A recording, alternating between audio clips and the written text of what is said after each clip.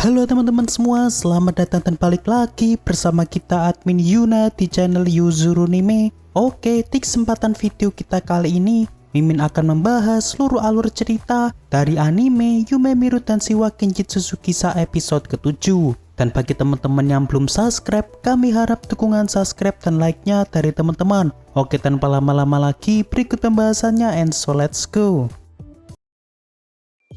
Episode dimulai dengan diperlihatkannya Sacho yang saat ini sedang pergi keluar bersama dengan Fuka. Dan di sini sepertinya Fuka terlihat cukup senang setelah mengetahui bahwa Sacho saat ini membawa sapu tangan yang sebelumnya ia hadiahkan khusus untuk Sacho. Namun yang membuat Sacho merasa agak terheran-heran, apakah mungkin dalam pandangan Fuka ia masih terlihat seperti anak kecil karena dari motif lumba-lumbanya terlihat seperti sapu tangan untuk anak SD. Lalu setelah itu kita diperlihatkan scene beberapa hari sebelum mereka pergi keluar bersama, yang kala itu Fuka tengah mengunjungi Sacho di tempat Sacho sedang bekerja. Dan ketika Sacho melihat gelang yang dikenakan Fuka, di sini Sacho pun terlihat cukup terpukau dengan motif gelang yang terlihat sangat cocok dengan Fuka. Dan di saat Fuka mengatakan kepada Sacho bahwa gelang tersebut merupakan kerajinan tangan dari dirinya dan juga ayahnya, seketika itu Sacho pun merasa agak terheran-heran mengapa mahasiswi seumuran Fuka masih terlihat cukup dekat dengan ayahnya, karena kakak dari Sacho saja sudah jarang menempel dengan ayahnya ketika masih SD.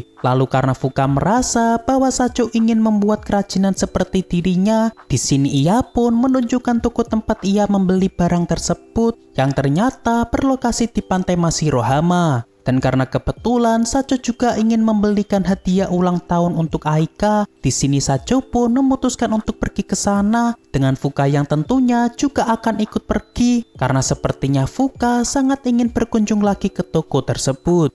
Kita kembali ke masa kini, yang mana saat ini Sacho dan Fuka hendak pergi ke pantai Mashirohama untuk membeli sebuah aksesoris di sana. Dan saat di tengah perjalanan, Sacho pun merasa tidak enak dengan Fuka karena sepertinya Fuka terlihat agak merasa malu ketika berjalan bersama dirinya. Yang mana kemungkinan saat ini Fuka merasa bahwa mereka berdua terlihat seperti sepasang kekasih. Namun yang membuat Fuka merasa gelisah bukan masalah tersebut, melainkan masalah pakaian yang ia kenakan saat ini, yang mana biasanya ia hanya akan menggunakan pakaian tersebut ketika ia bersama dengan Sacho dan juga orang-orang terdekatnya. Dan biasanya ia sering keluar menggunakan pakaian kasualnya, yakni pakaian yang dulu sering ia gunakan ketika masih SD. Sacho yang mendengarnya pun tentu merasa sangat terkejut karena bagaimana bisa pakaian SD milik Fuka masih muat dengan postur tubuh Fuka yang saat ini menginjak usia mahasiswi. Namun karena tidak mau merusak suasana, akhirnya Sacho pun hanya bisa memuji Fuka yang bisa menjaga barang-barang lamanya dengan sangat baik. Lalu di saat yang sama kita diperlihatkan Ashida, Aika dan juga Airi yang saat ini hendak pergi jalan-jalan ke pantai Mashirohama. Dan ketika mereka bertiga tengah melewati rumah Sacho, di sini awalnya Ashida ingin mengajak Sacho pergi ke pantai bersama agar Sacho bisa dijadikan sebagai babu dari mereka. Namun karena Sacho tidak kunjung menjawab, di sini Ashida pun beranggapan bahwa Sacho saat ini sedang pergi ke tempat kerjanya, sehingga saat ini mereka bertiga pun bergegas pergi menuju ke pantai Mashirohama. Beberapa saat pun berlalu. Di sini kita diperlihatkan Sacho dan juga Fuka yang saat ini telah sampai di pantai Mashirohama. Dan sebelum mereka menuju ke toko aksesoris, di sini Sacho sempat berkali-kali dibuat salah tingkah oleh Fuka. Seperti Fuka yang tiba-tiba tidak sengaja memegangi tangan Sacho, seolah mereka berdua terlihat seperti sepasang kekasih. Lalu di saat mereka telah masuk ke toko aksesoris, di sini Sacho pun terlihat cukup gugup karena kebanyakan pembeli di sana adalah para kaum hawa. Ditambah lagi ketika Fuka sedang mengobrol dengan tante pemilik toko, sehingga membuat Sacho pun makin merasa minder karena ia terlihat seperti seorang bocil pada pandangan Fuka dan si tante. Lalu saat Sacho mengetahui bahwa di sana para pelanggan bisa mengukir sendiri batu-batu yang akan digunakan sebagai aksesoris mereka nanti, di sini Sacho pun tentu merasa agak ragu karena ia tidak terlalu pandai dalam membuat sebuah kerajinan. Dan karena merasa bahwa Sacho telah jauh-jauh datang ke sini, pada akhirnya ia pun akan mencoba sebisa mungkin untuk membuat aksesoris yang ia inginkan. Lalu di saat Sacho yang masih kebingungan mencari batu yang cocok, di sini tante pun mengira bahwa sepertinya Sacho ingin memberikan aksesoris tersebut kepada seorang gadis. Sebab sedari tadi Sacho terlihat sangat serius dalam memilih batu yang cocok.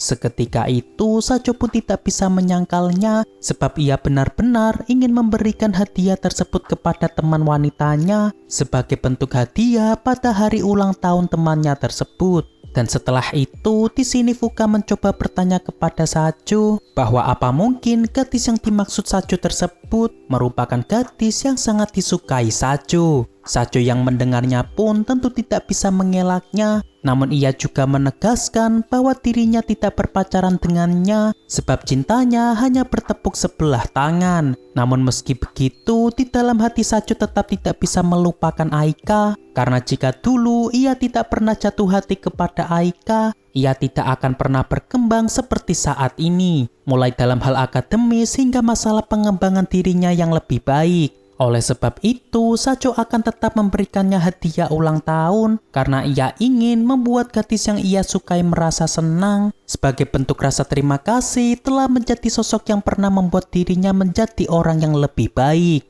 Fuka yang mendengarnya pun merasa bahwa hadiah yang diberikan Sacho tersebut nantinya pasti bisa membuat si penerima merasa sangat senang karena ketulusan hadiah yang diberikan Sacho tersebut. Seketika itu, Sacho pun juga tersadar dengan perkataan Fuka bahwa memilih hadiah bukan hanya karena menyesuaikan selera dari Aika, melainkan perasaannya yang secara tulus memberikan hadiah tersebut kepada Aika.